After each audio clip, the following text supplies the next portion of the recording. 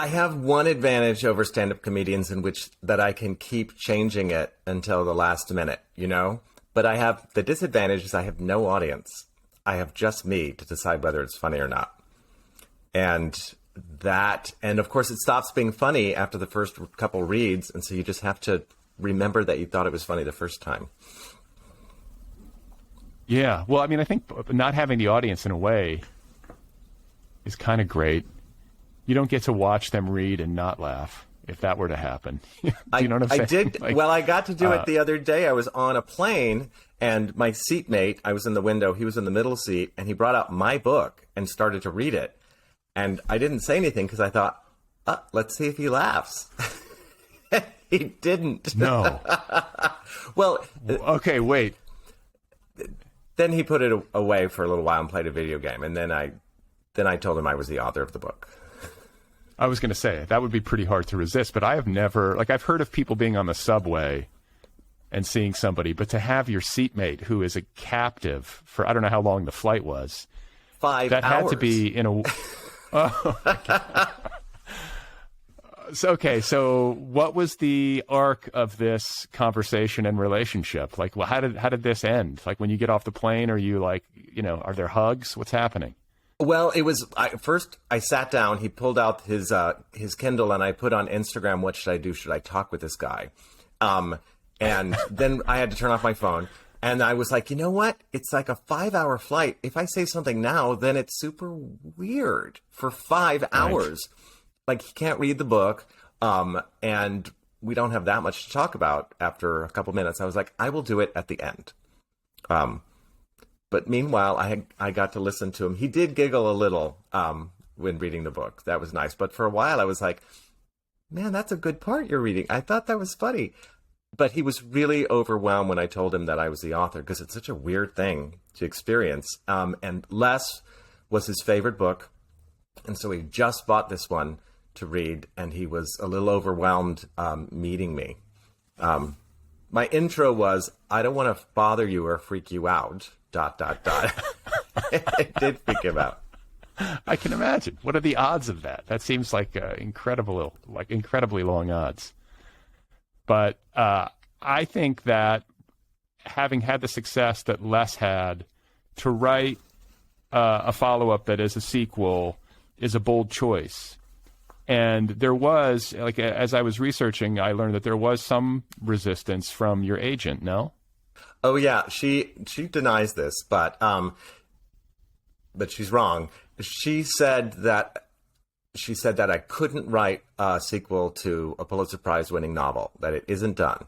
And I wasn't really sure what I was writing yet, so I took that as a signal, like, don't even think about it. And so I didn't. I mean, I worked on another book for a long time, wrote about 100 pages that were so bad that I went into the kind of panic I go to when I'm taking the wrong direction from a book. And the way I always come out is to have to accept a terrible truth, which is that the book is something different than I planned. And it was a sequel, it was, or a follow-up, I meant to say, because it's self-contained. You can totally read it as it is. And I was like, God, I'm told not to do it. But if there's anything you get to do after you win a big prize, it's write whatever you want now. So I went with that. Well, I think that it's comforting to hear you talk about the creative process being messy in that way, because I think it's fairly common to write 100 or 200 or even more pages of a book thinking that you're on one track and then to realize that it's not working. This is something that I think a lot of writers are traumatized by. Maybe all writers, but I think it's helpful to know how normal it is. I think it's abnormal for it to be the other way, where you just know from the start exactly what you're doing and you follow a linear path up to the mountaintop. Like, to write a bunch of pages that ultimately don't make the cut or ultimately are completely at odds with the finished product. This is how it usually looks, right? For me, I do have writer friends who they have the idea, that they outline it and they write it out in that order, and then they're like, done. Little polishing. That is not my experience with it. And I not only at the beginning, but constantly through the book. There are hundreds of pages that I never put in the book. I'm just wandering, finding my way through because I don't outline it. I have to, I stopped outlining it. I found it became a better book if I just wandered my way through and went through the trauma of throwing things away in order to find what the book really needed to be. Is this something that you've been doing your whole career, or is this like a new development? Because it makes sense to me that people who don't really outline, like maybe you sketch a few things down or put some notes down on paper, but you're not really building a complete framework for the novel or a plan. It makes sense to me that if that's the course you take, that you might write 100 or 200 pages that ultimately don't work. Is this how you've always done it, or is this a change?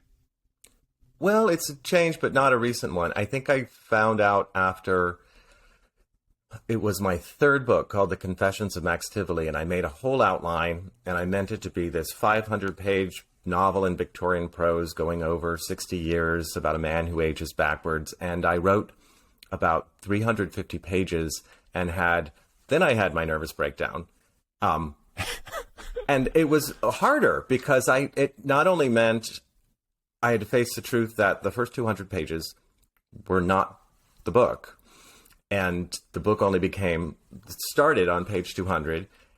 Therefore, it was a different shape of book, and therefore I had to throw away my whole outline, and that was harder to do.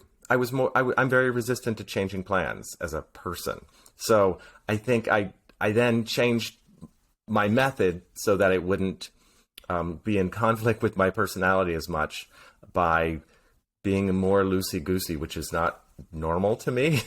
I'm not that kind of guy.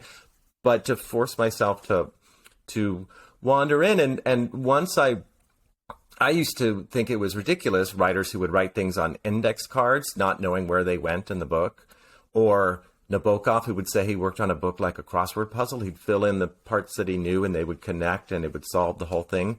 But that is now exactly how I do it. Interesting. I just talked to Elizabeth Strout, who writes that way. Just kind of writes in scenes and then figures out the connection. Okay. Yeah. Figures out the connections after the fact. And that brought me some comfort because I'm pretty messy in my process too. And I share with you this tendency to write a bunch of stuff that ultimately I have to trash. And it is, speaking of, as somebody who also maybe is pretty orderly, I don't know, I'm a creature of habit. I think writers often are. When you get to that place where you're 200 pages in or 100 pages in and you start to go, oh my God, it's not working, or I've got to go in a completely different direction. It sucks to have to admit to yourself that you have to throw away a bunch of writing. I don't want to say it's all for naught because every little step that you take leads you ultimately, to your finished product. But I don't know. It's exhausting to get to that point. It feels like it's all for naught when you're lying on the couch with a hand like this for a week wondering what now, because you don't have the replacement yet. You just have the void, and it's such an awful feeling. But as time goes on, I've taught myself that it's worth it. If I realize I have to change everything and I'm resistant to it, I don't want to do it, and then I have a talk with myself and I think, how long is it going to take, Andy? A month of work to reshape the whole book and then start filling it in again? A month of work? You're not willing to do that when you know it makes the book better? And so once I realize how long it will actually take, even though the work is hard to put it in a different order or whatever it is, or for me, for Less is Lost, it was to remove 2 chapters. One was in the Midwest, one was in the Northwest, which not just taking those out, but everything that's in those chapters that ties into the whole book has to go somewhere else. That was awful to realize, but it was only actually a week of work. It's worth it. Yeah, and and I think it's like sometimes there's just a need to take some time off or let things suck for a week, and then maybe your experience is different, but in my experience, you hit like a dead end, or what seems like a dead end with a book. And if you just keep grinding, eventually you get to a day where things start to move again.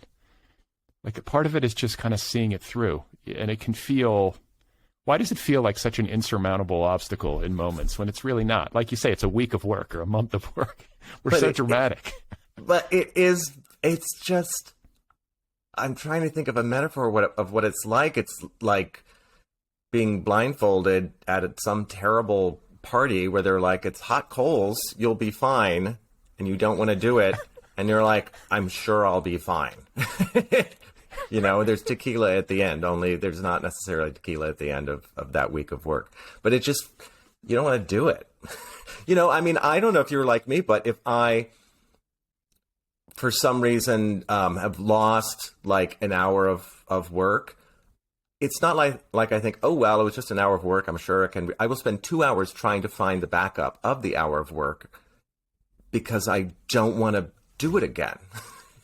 Yes. You know? No, I'm the same way. I'm the same way. And it's amazing too how I can I mean, everybody does this, but I can give myself tasks and imbue them with all of this importance. And really what I'm doing is avoiding the work that I actually should be doing, or, you know, getting caught up in research or whatever it is. Oh yeah. I don't know why there's so much internal resistance, but it does feel good once you actually get the work done.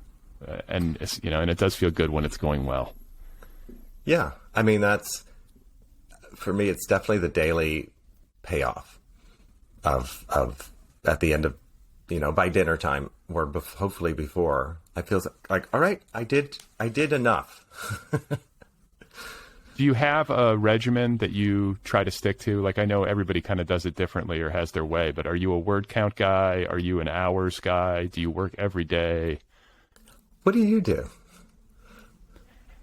It depends. I'm not consistent. I think when I'm working best, I'm doing word count, just because it gives me a metric to measure my progress by. And I can't lie. You know what I'm saying? That number doesn't lie. So I try to do that maybe when I really know where I'm going. But the problem is that in early stages of a project, it's so messy, like we were just talking about, that I have to do a lot of thinking. I'm trying to figure out what the book is. That's where I am right now. So if I start to use word count as my metric, I feel like every day just feels like failure.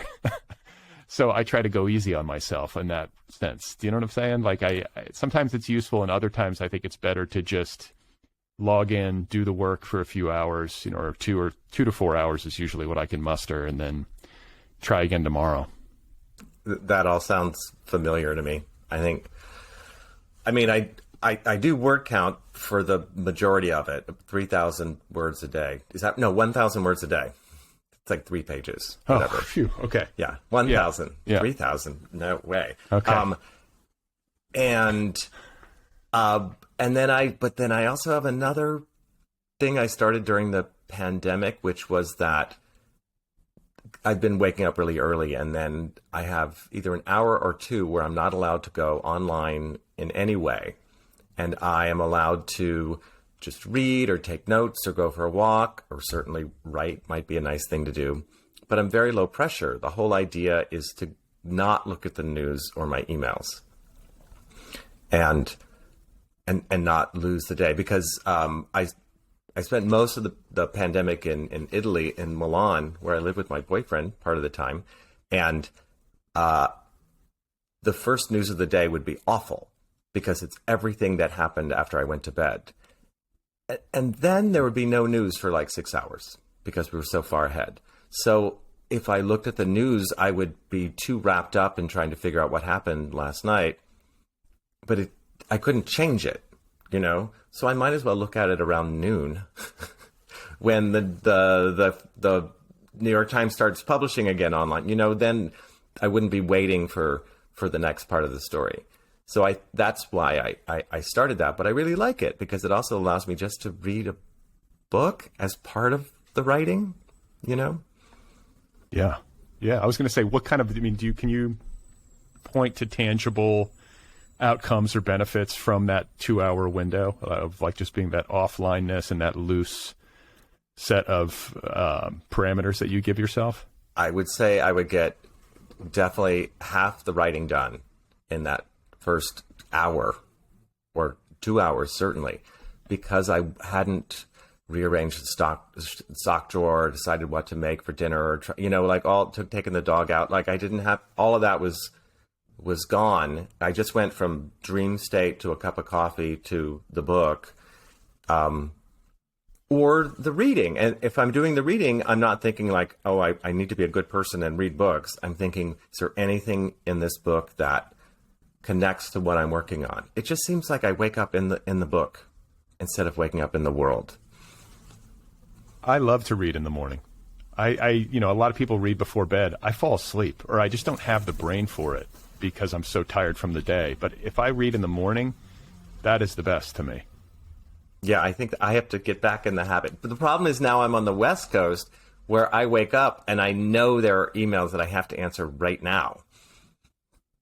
Because of I'm the 3 hours East behind Coast New York time and stuff. Yeah, and also my boyfriend is 9 hours ahead of me, so he's like, "Hi, what are you doing?" Like, buongiorno.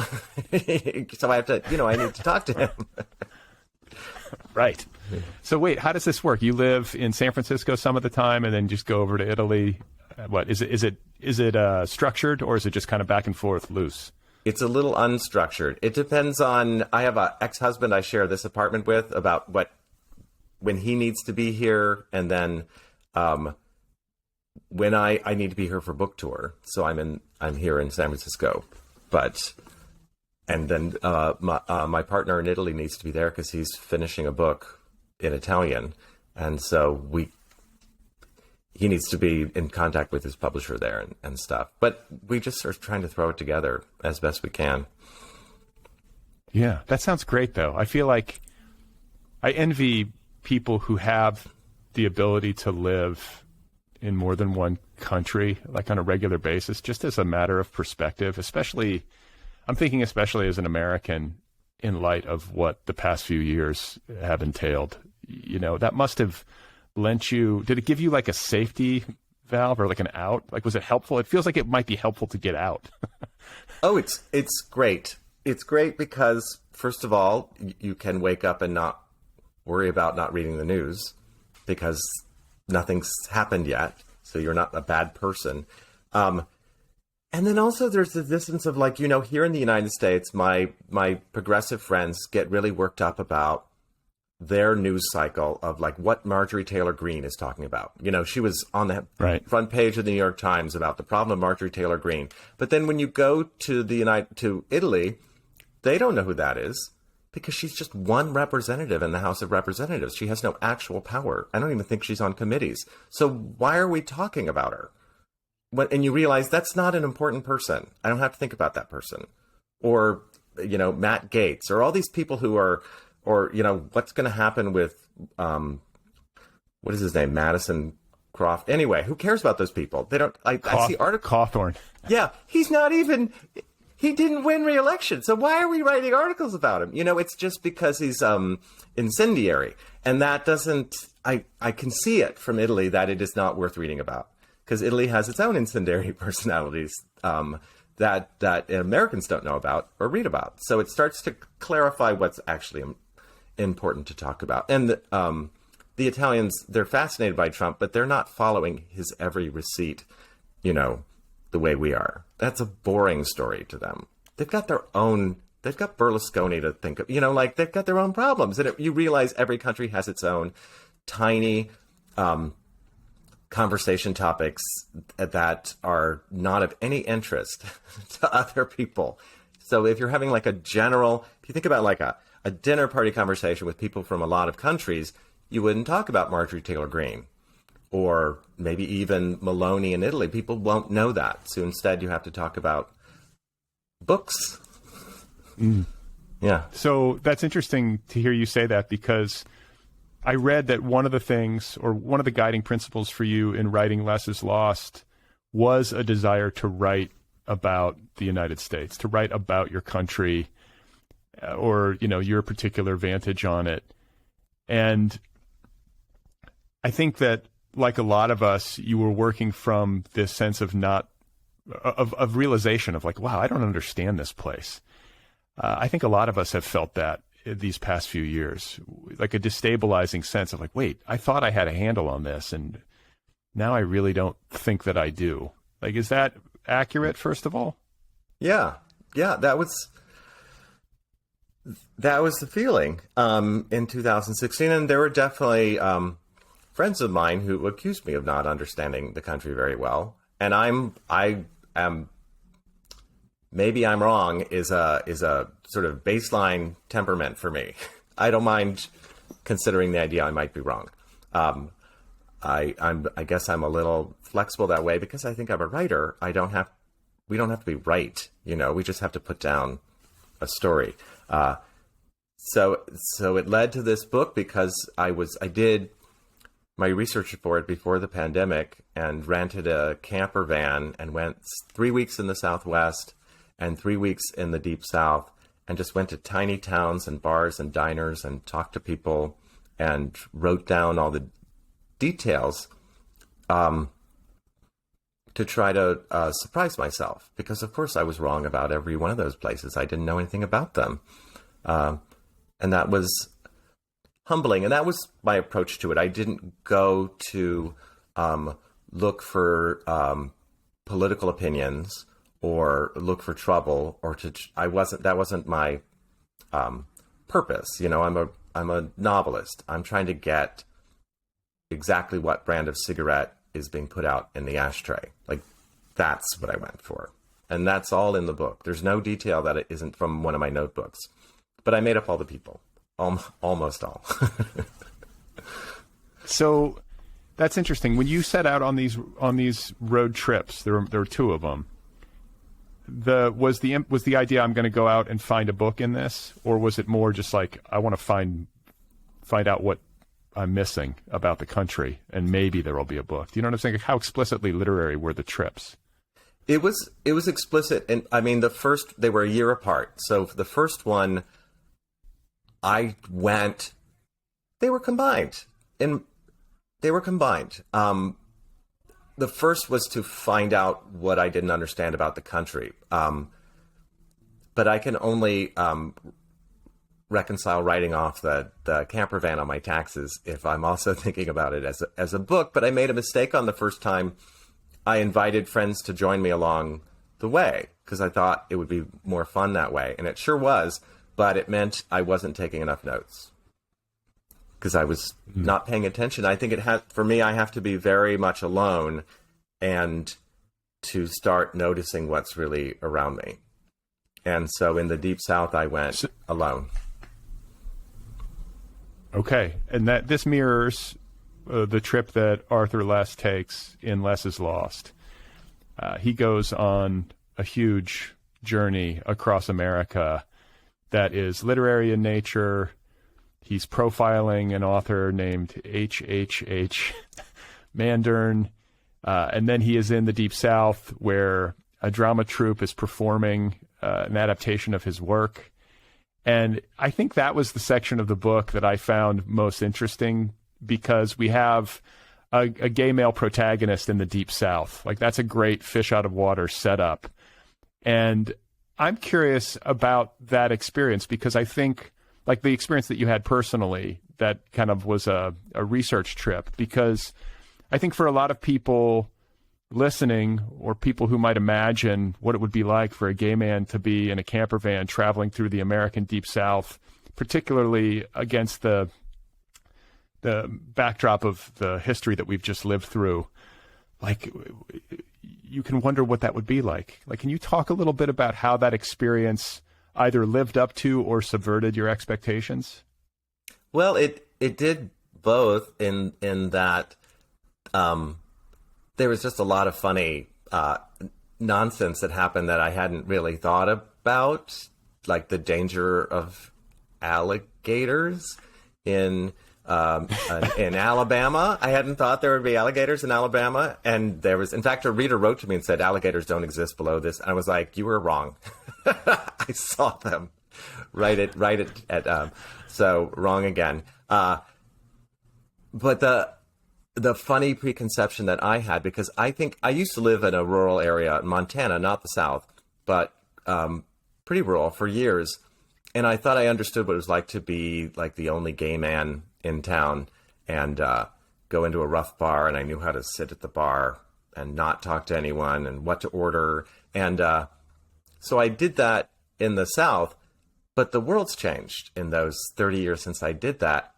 And I realized, like, actually everyone knew I was gay because they'd met gay people before. Or, you know, it was a different world. So there was no leaning on the bar and saying, I'll have the Bud Light, man, with a whiskey shot. Like, that didn't cover anything, because they knew exactly what was going on with me, and that there were queer people all over that were out, You know, that was my biggest preconception, was that I would be the only gay person around, but I wasn't.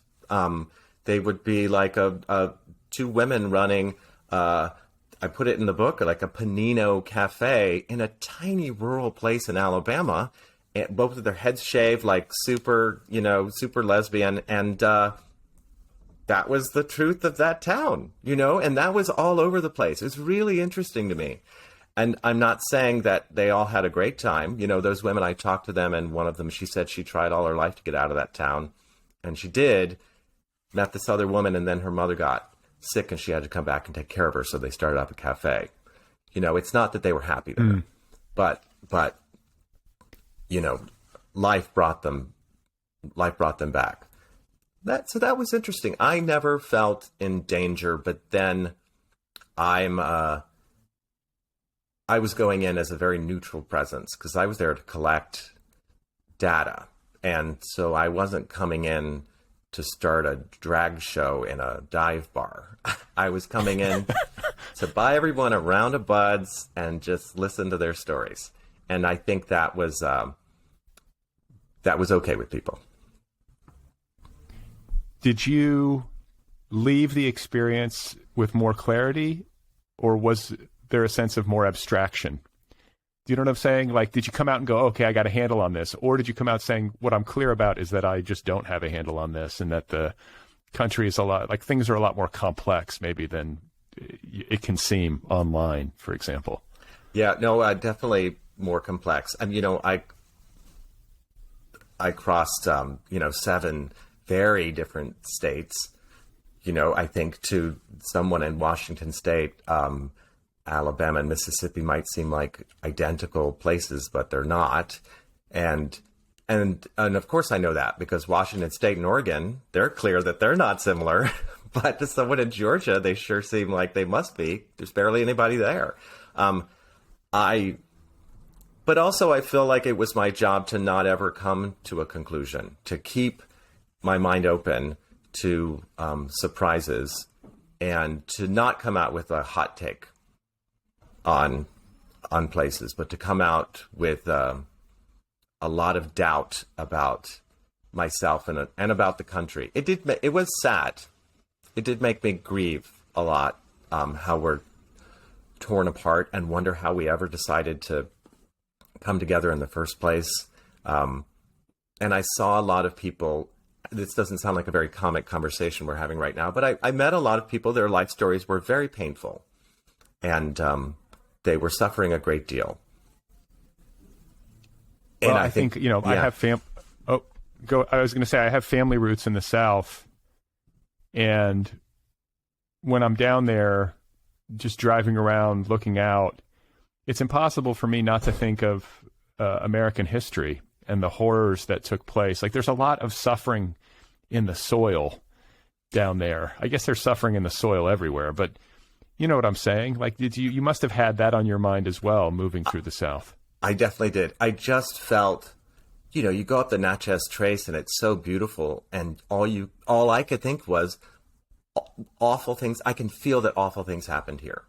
And then later you read, the Natchez Trace is actually the road where enslaved people walked from Alexandria, Virginia, all the way down to Natchez where they'd be sold. That's what that is. And you could feel it. I could feel it. Awful things happened everywhere, but the further east you go in America, the more awful things have happened. And part of that was that I decided I had to write I had to visit some former plantations and see if I could put something in the book, because I thought this is on my mind so much, I have to get it in the book. And it's sure not a funny experience. I went to 3 different old plantations, and the last one I went to was such an interesting experience. And I discovered what was funny was the total panic of me and the other white people about how we were supposed to respond to it. And that's in the book. You know, that the race panic in me, you know, of trying to find my comfortable place to stand, and there was no comfortable place to stand. I just talked to Jerry Stahl on this show about a month ago, and he wrote a book about, like a memoir about taking a tour of major Holocaust sites. You know, see, he's at all these concentration camps, and he described a very similar dynamic where he could notice it in himself, but he could also notice it in others, where everyone's trying to like kind of walk off to be on their own, just a few feet away, to like have a moment and to seem like they're quietly reflecting. It's just this weird discomfort of not knowing what the right thing to do is at the same time. And I don't think, well, I guess there's some of this too, even at like Auschwitz or whatever, you know, I've been in the South, and maybe things have changed, but I sort of doubt it. At least not 100% change, is that these plantations, you can like rent them out for weddings. You can, people take selfies and they have like, I don't know, bachelorette parties and stuff. It seems totally gross and inappropriate. Like, we got to stop this. These places should either be raised or they should be, you know, memorials or like museums, you know, but we can't be using them for social functions. Like, did you see some of that too? That is clearly changing because of social media, but I saw 3 kinds. I only went to 3. The first one I went to was like what you're talking about. There's a big Christmas celebration. The cabins for the enslaved people disappeared long ago and were never preserved, and there's just the big house and candles and Christmas and excitement. And then the second one I went to, the Whitney Plantation in Louisiana, is called Whitney Plantation: The Story of Slavery. And you do not go in the big house, because they tell you there were only about 5 or 6 of those people, and there were hundreds of people brought here and enslaved to work the sugar fields, and we're going to talk about them. And it is like an Auschwitz experience. There's memorials, there's the names of every person who worked there, and there is the intense feeling of the people who are visiting of, I'm here, I'm understanding, and I'm going to have a special moment, and to feel I'm on the right side of this. And then the third one I went to was Frogmore Plantation in Arkansas.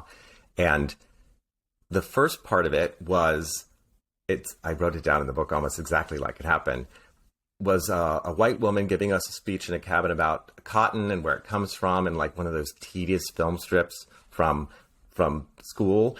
And then we went into another log cabin, and she said, now you're going to watch a film, and watched a film that was really historically accurate about the history of enslavement in America, and really shocking. And the lights went up, and then there was a black woman standing there who's like, well, now I'm going to take you on a tour of where we used to live. And she went out. The house where the planter used to live had burned down 2 months ago. Someone had burned it down. Arson.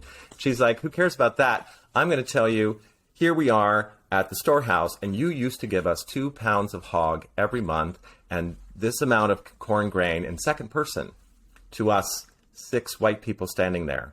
And there was no way out of understanding what she was communicating.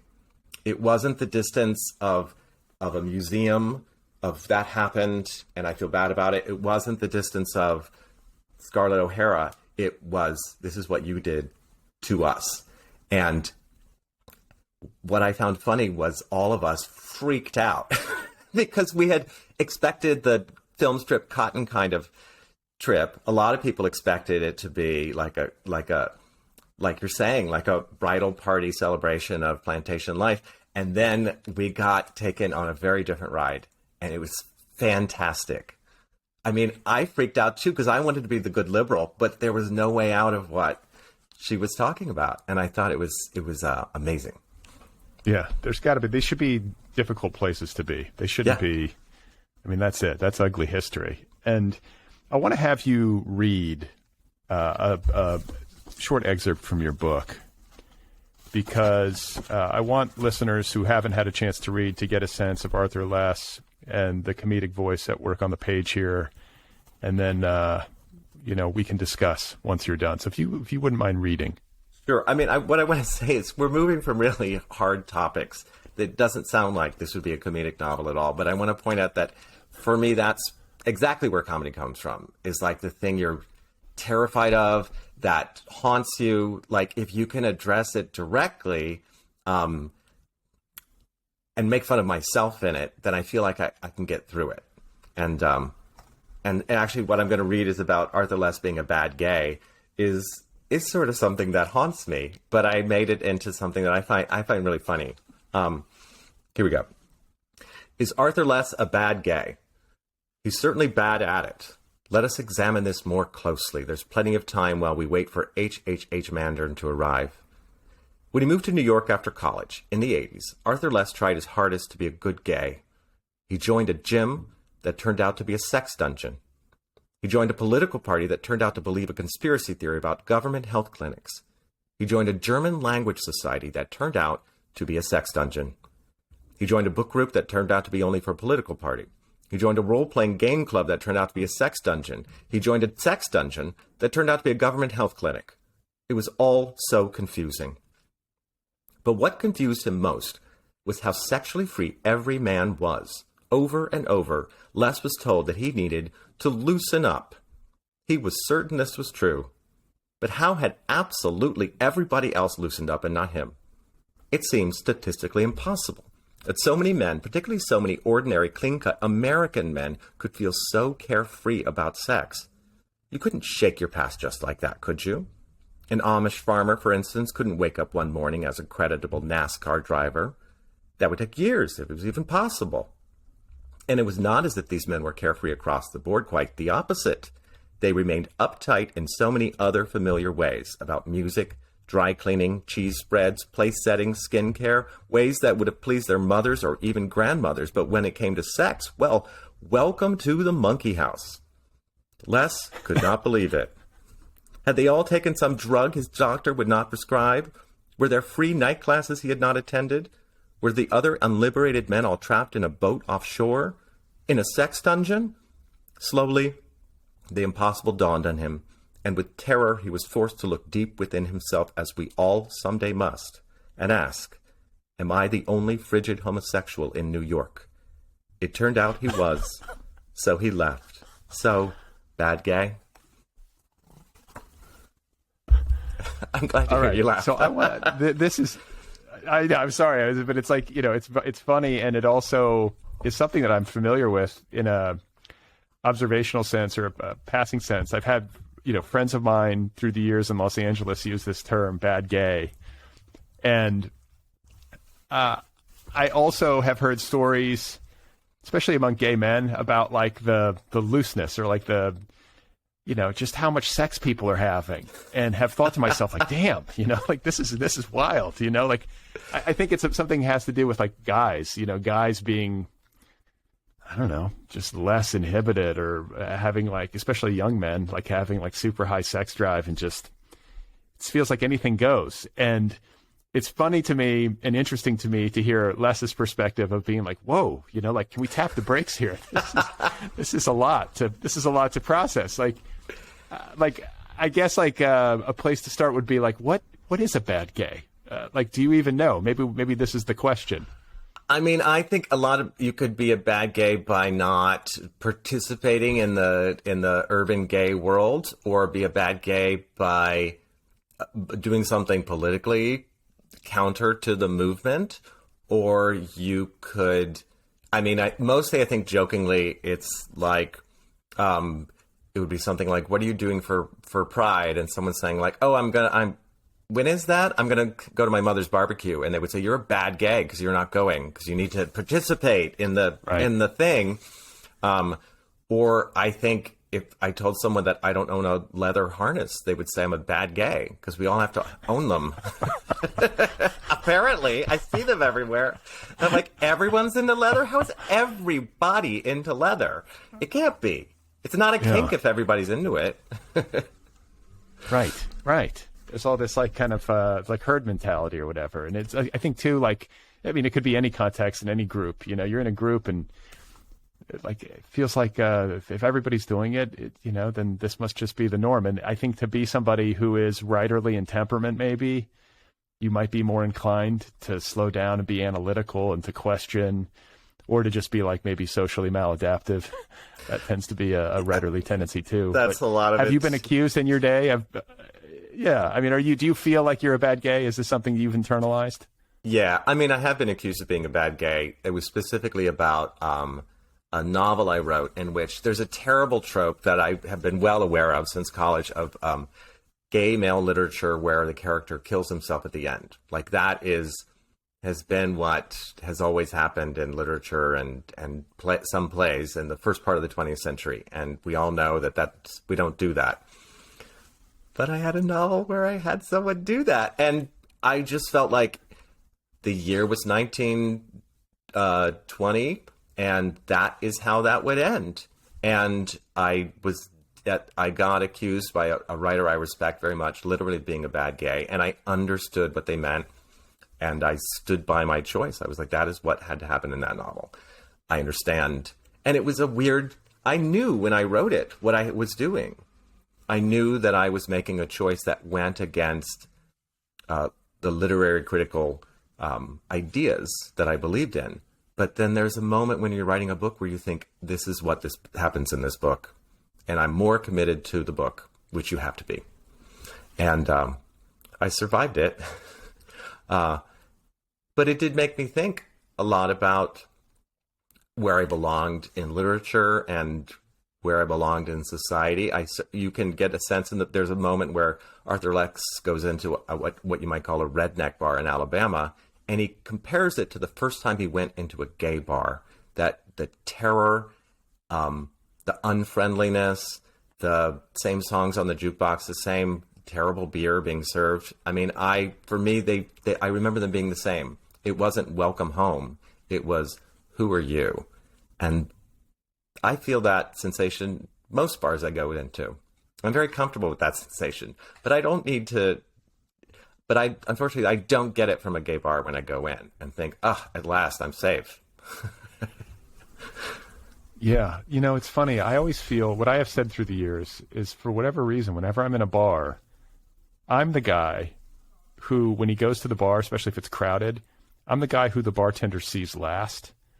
Yeah. I take it so personally. I probably shouldn't, but like for whatever reason, like I'm there, I have my money, other people are there, and like I'm invisible. I must just look like a norm, or I don't know what it is, but the bartender never sees me, and I don't know. It's never entirely comfortable. I don't know what that is or why it happens, but it seems to be the case for me. The last bar, I went in with a bunch of gay friends. They took me to a bar called the Rat Trap, which was definitely a straight bar. Like it was like ugly inside. The guy was wearing like insane clown posse makeup, the bartender.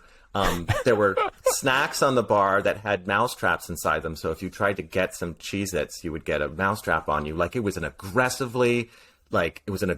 bar. And we loved it because we understood they're having the same experience we are.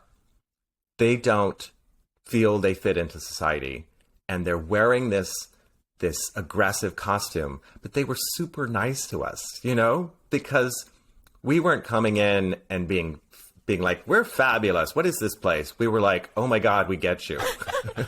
I can get a Cheez-It because I know how to get around the mousetrap. Like we were on the same, and that's the most comfortable I felt in a place like that in a while, which is so weird because it's just like when you meet someone who's all tattooed, they're actually a really sensitive person. They're not, they're giving off a vibe of violence, but they almost never are. It's odd. Yeah.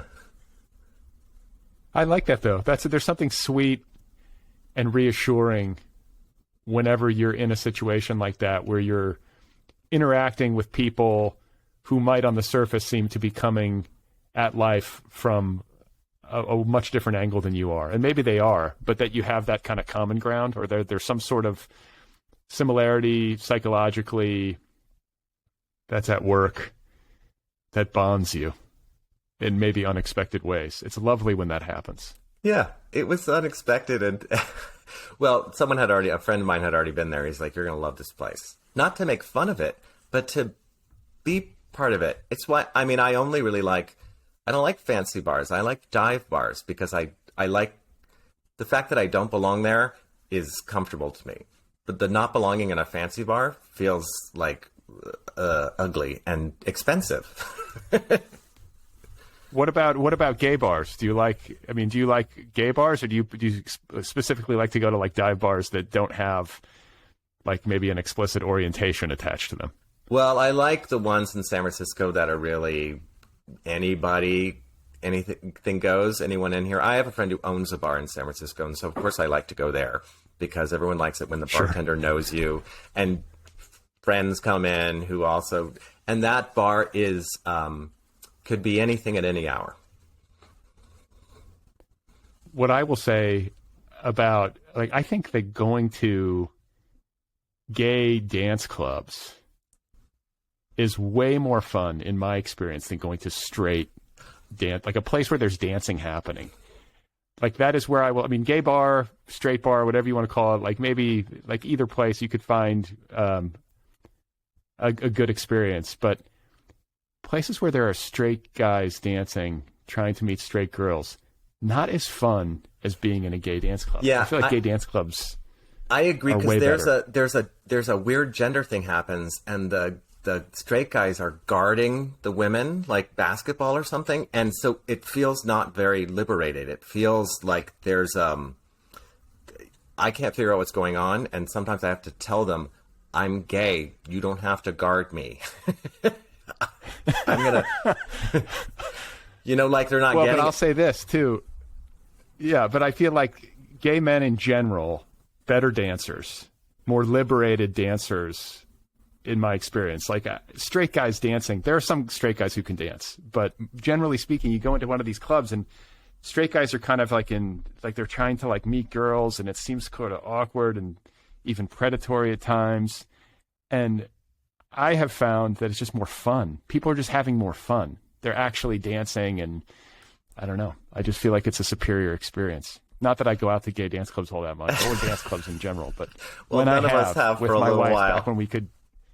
Yeah, but it was always like, wow, this is the way that it's supposed to be. I think is the way that I was thinking. Well, of it. maybe like, even I was having fun dancing, and maybe with Tinder, no one has to meet on the dance floor anymore, and so everyone can just enjoy themselves and go on the app later.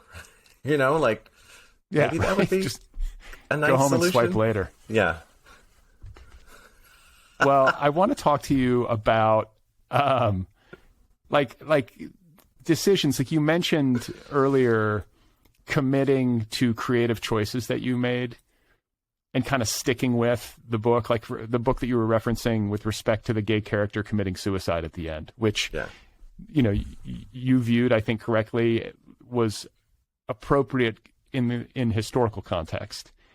And meeting resistance to that, but kind of sticking to your guns. And this is a theme I think that's followed you throughout your career and which has served you well. And in particular, I want to talk about your book, Less, which precedes Less is Lost and which won the Pulitzer Prize, I believe, in 2018, where your editor, I think, was having some trouble with the end of the book and was giving you notes and was saying, we think that maybe it needs to end here instead of there, or something along these lines. And rather than change the ending, which you felt strongly about, you instead changed the rest of the book so that the ending felt justified. Is that accurate? That is accurate. I think it's okay. It comes from being old enough to have either confidence or absolutely nothing to lose. There's a certain point where you realize if this book does badly, they will blame only me. So I'm not going to do it anybody else's way. So if it's going to do badly, I want it to be exactly the book I want that does badly. So I was not open to pleasing other people because I learned the hard way that they don't say like, it's my fault, I shouldn't have told you to change the ending, that's why the book didn't sell. No one says that. They say, I'm sorry, we can't take your next book because the last one didn't sell. So I was over trying to please them on cover or title or anything by the time Les came around. And it was also a dear friend of mine who's a great writer, Daniel Handler, who's the Lemony Snicket alias, Sure. Or the other way around. I've talked to Daniel on Have the you show. talked to him? Maybe, I mean, I don't know if he told you this, but he gave me advice on a long time ago, which he said, like, we think the editor is the doctor, but the editor's not the doctor. They're the patient. You're the doctor, the writer. The patient tells you where it hurts, but you don't listen to their diagnosis. Because what do they know?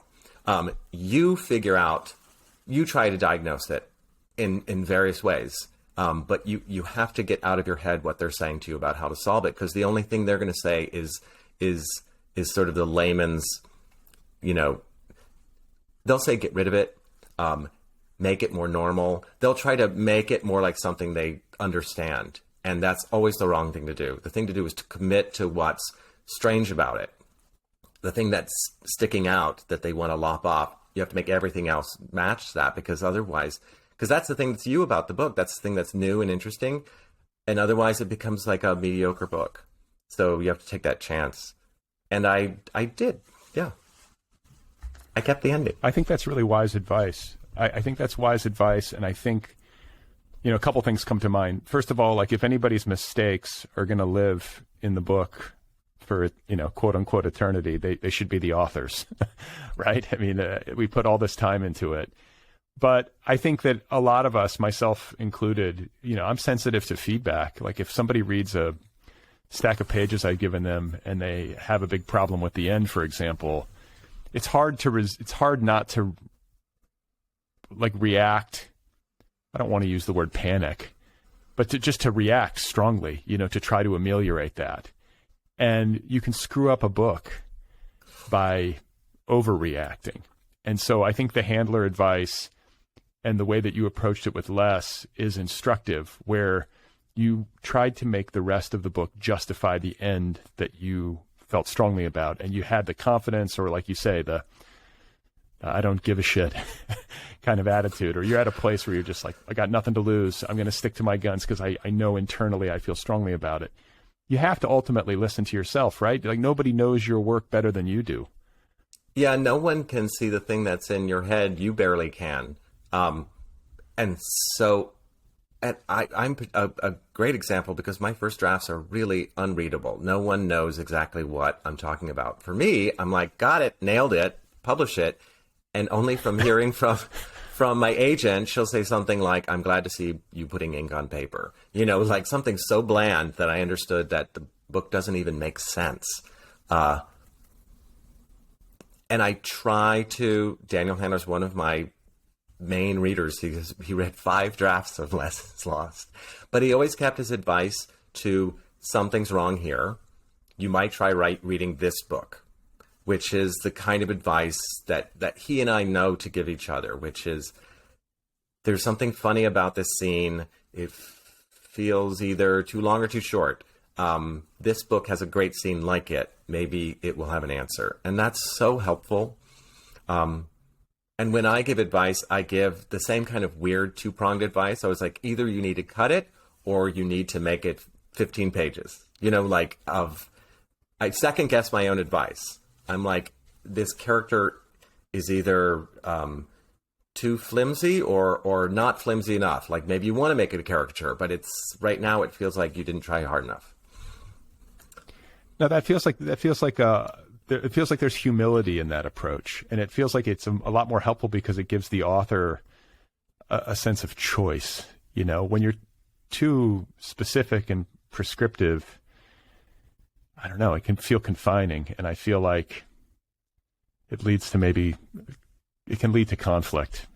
But you hear these stories about authors and editors or authors and agents, though it's not all that common. I think usually the author is able to prevail, but I like the idea of just being like, there's something here, and not having a certain answer, because that feels closer to the truth to me. I rarely read something from someone and know exactly how to fix it, Yeah, I never do. Even when I teach, I can just sort of circle something, and then mostly what I tell them is I think you need to read more things like this, because there's so many ways to do it that maybe they're not aware of. Dialogue is the biggest one that people aren't aware of. There's so many ways to write dialogue. They think it's sort of like writing a TV screenplay, and it's not. They just need to look at all the options. And I try to do that for myself when I read. I try to take note of something I haven't seen before and file it away as another option of how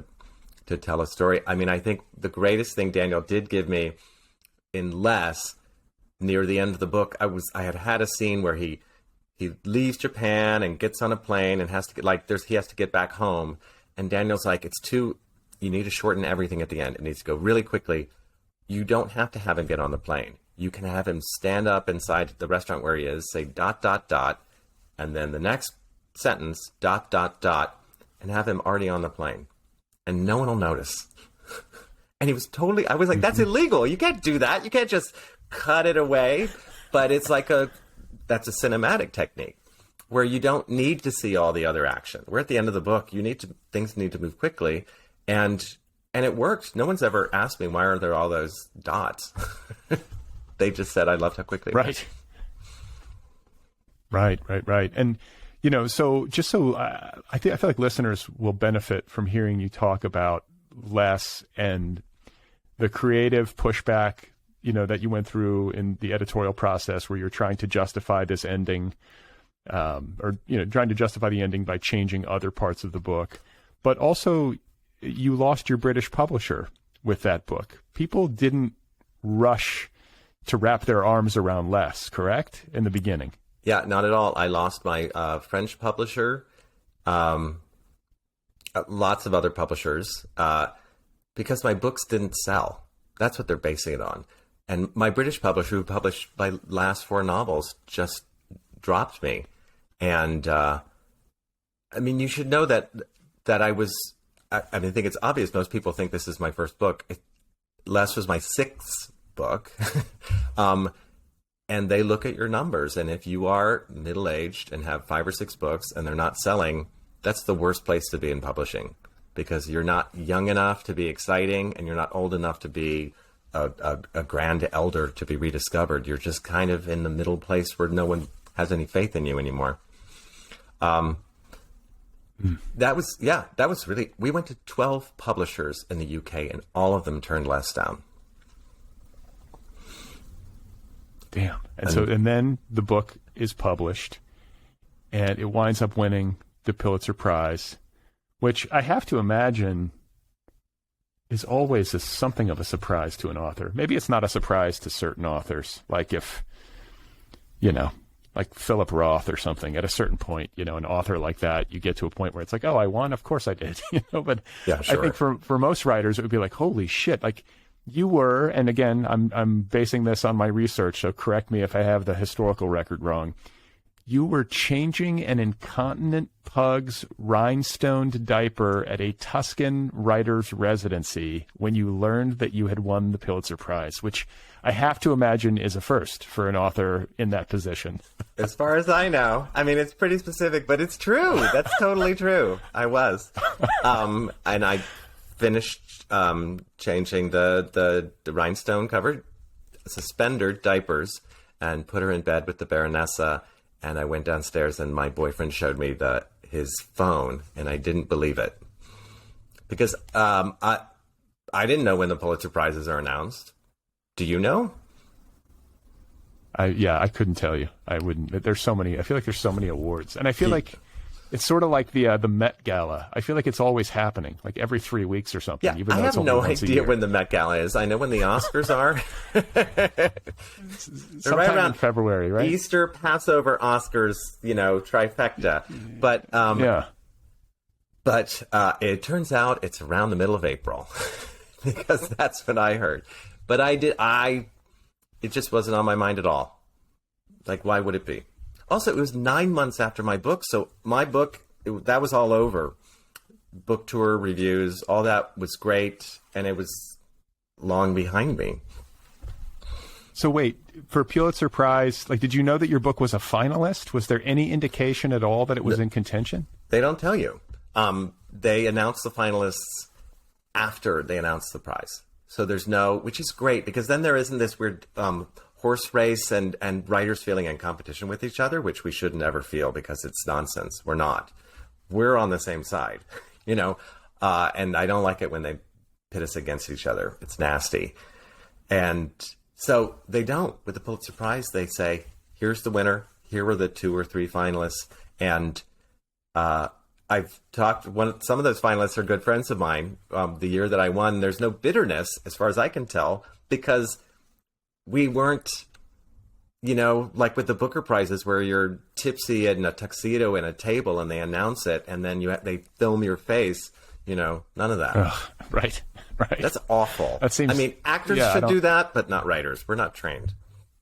I was going to say, we're not trained. And I think maybe one of my favorite parts of Hollywood award shows is those responses, like getting to see people, like getting to, like, those performances feel extraordinary to me. Like, I cannot imagine the control you must have to smile and clap, and I don't know. It's just funny to try to read through all that, but I think that's the way to do it, the Pulitzer way, where the finalists are kept a secret. You kind of spring the award on somebody once it's announced, and then announce the finalists after the fact. Because otherwise you have these short lists, and I know they just announced the Booker Prize a few days ago, and I was thinking, because I had interviewed Elizabeth Strout recently, and she was a finalist for O. Williams, so I know that she was there sitting in that room at one of these tables in a gown or whatever, the way that you have to be for these award shows, and just thinking like, what would it be like to be there? And you're obviously hoping you win, and then you don't. And then you just have to say, like, well, I'm glad I was nominated. It was an honor to be here, which it was. But also, like, it's got to be kind of I don't know, just trying to imagine all the human components to that you, as a Pulitzer winner, were able to avoid because you're in Tuscany and your boyfriend just shows it to you on your phone. Yeah, I don't think I've ever been in that situation of sitting and waiting to hear my fate in a tuxedo and on my 3rd Negroni. I don't think I hope probably I never will be again, because I'm good. I don't need another prize or to be put through that experience. But I have sat at the National Book Awards and watched that happen, and I don't think it's pleasant. Yeah. No thanks. It's too much. Yeah. But speaking of prizes, this is a component of Less is Lost. You know, there is a prize committee that Less is on, which I found very funny, kind of inside baseball publishing stuff. But you see these awards getting doled out, and you think of all the books that are published in any given year. There's so many books published. I don't even know what the number would be in literary fiction, just as one, like, subgenre. But it's a lot. And then you think, like, well, how does this happen? And what are the politics? And how much of just, like, fate, just like kind of dumb luck is involved, the way that these things happen with regard to timing and who's on the judge committee, you know what I'm saying? And, like, who knows who? You do wonder, as, like, a casual observer, how this stuff works. Have you learned it all? Like, what happened with regard to the Pulitzer? Did you have to do research to write this part of the book, in Less is Lost? I didn't have to do research because I have been on one of those prize committees. It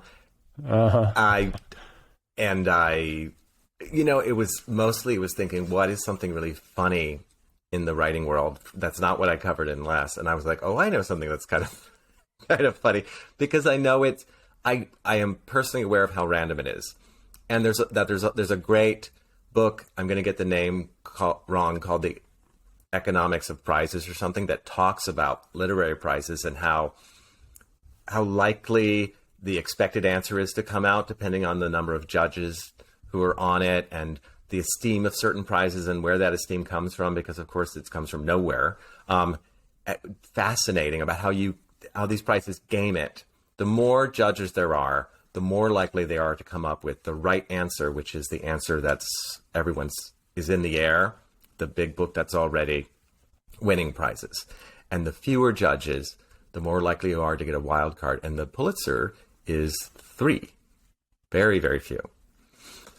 3 judges. 3 judges. Yeah. and then it goes before Wild. the main committee, and the main committee can veto. So in my mind, I'm like, I lucked out with whatever judges they were, which was random, to me. And so that was luck. But then the fact that the main committee didn't veto it meant like, okay, I guess I guess I deserved it, Yeah, you're sanctioned. Take it. Run. They vetoed Thomas Pynchon for Gravity's Rainbow the year he was supposed to win. Really? Yeah, he was supposed to win, and the committee vetoed it. Why? Who knows? I think because it was postmodern, and they were thinking it should go to someone, it should go to William Styron kind of thing. Is that who it went to that year? I think no one got it, I think. Oh, right. Though there are those years when there's just no prize. But what was the name of that book you were talking about?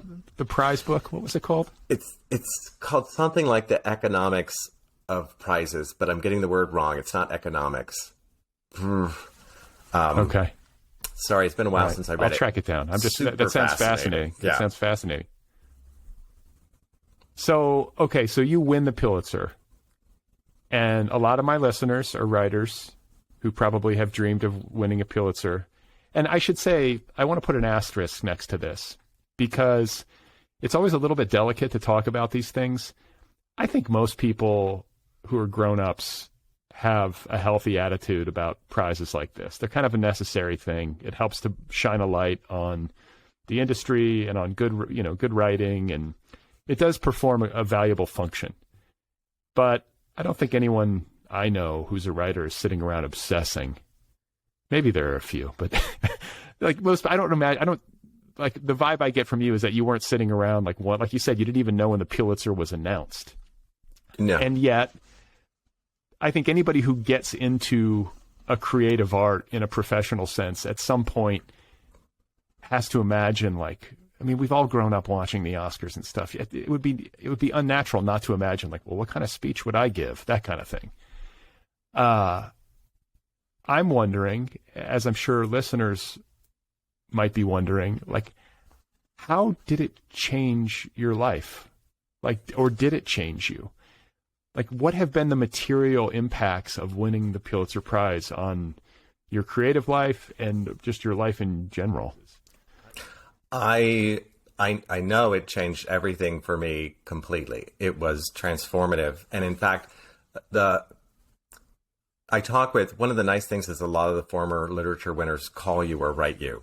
So you get dozens of emails from Jhumpa Lahiri and Donna Tartt and all these people you never thought you'd ever talk to. And Michael Chabon called me and he said, there's no downside.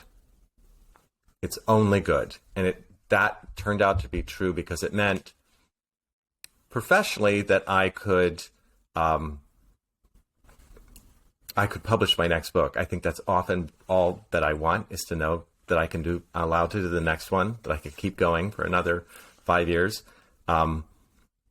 That maybe I would make enough money to be able to get by for a little longer. But then personally, it was a total release from the very stressful and totally unnatural for me game of sort of status and one-upmanship that can happen at a very petty level among writers. In New York, where you're at a cocktail party and you think, I should really talk to that person because maybe they could help me with this. I'm not very good at that, and it never added up to anything, and I never have to do it again. Right. I'm free of it, and that's great. I don't have to schmooze anybody. And it gave me maybe confidence as a writer to think writing less is lost, to say I'm going to do whatever I want against my editor's advice. I'm going to do it all my way because that worked last time. So I'm not going to, and hopefully not with arrogance. I think that would be the worst thing that could happen, is having something like this happen and the writer would become arrogant and write things only out of ego. That would be a shame. Yeah, no, that makes sense. And I have to believe that the British publisher who had dropped you might have reconsidered? Like, what happened to the business component of your publishing life with these different, territories once your book wins the Pulitzer? The next day, every publisher in the UK wanted to publish it. The next day. Really? Yeah, and God, and then I got new publishers for all the other countries except Italy, which always stuck by me. All of that became much easier. I didn't have to worry about that for a little while. I knew. Oh, and I know, something else that was nice is that, like the confidence of being in the stupid cocktail party, I also didn't have to pitch myself anymore, even on a show like this. Like, I can talk about other writers I like and try to, shine a little light on them the way people have done for me. I understand why they did that. It wasn't just because they're wonderful, humble people. It was because they didn't need to self-promote anymore. They're good. It's just the taking all of those things that were never natural part of my personality away has been great. And professionally, it's better that I can write a piece for Bon Appetit magazine. Just something that I would have to pitch really hard at before. I don't have to do that because they'll be like, sure. So there's no downside. No downside. So far, I think not for me. It's not like I got mad the next year when someone else had a Pulitzer Prize. Right. I want them all. What a jerk. It was Richard Powers, and I called him. I was going to say, okay, so now it's like you're in the club. These notes that you get, like Donna Tartt writes you, and it's just like a congratulations, right? Or is it like we should meet up, or what Happens when you're in this club? It was, hers was really lovely, and she said, I love pugs too. Here's a picture of my pug. They're real. And I remember the feeling in those days of just feeling like I was on had been kidnapped by aliens and taken up to the mothership or something. And then I would look at another email and it's like, well, I'm Jeffrey Eugenides. Why, thank you. It just was a very heady feeling of having felt, as every writer does, very alone. You have some writer friends, but you spend your time alone, of being suddenly embraced by a community that I didn't think existed. In fact, doesn't exist. They're not all in a clubhouse somewhere. It only exists in those few moments when everyone comes together and feels sort of compassion for another. That's nice. I can't imagine. I could not imagine what that must be to suddenly be getting emails from Donna Tartt, unsolicited, just out of nowhere. I know.